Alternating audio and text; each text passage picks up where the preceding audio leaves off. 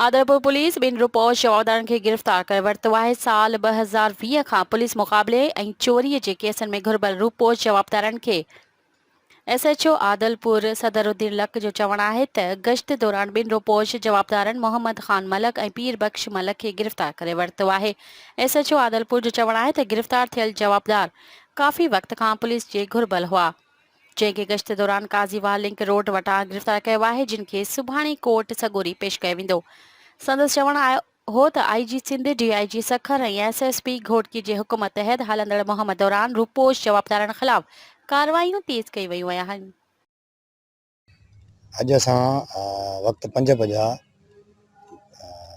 दौरान चेकिंग रूपोश गिरफ़्तार कया आहिनि, पीर बख्श मलक ऐं मोहम्मद ख़ान मलक, जिन खे सुभाणे असां कोर्ट में पेश कंदासीं। इन्हनि ते केस दाख़िल थियल आहे ऑलरेडी। अॻे में रूपोश हुया असांजे PS आदलपुर जे केस में। असां इन्हनि खे चेकिंग दौरान गिरफ़्तार कयो आहे।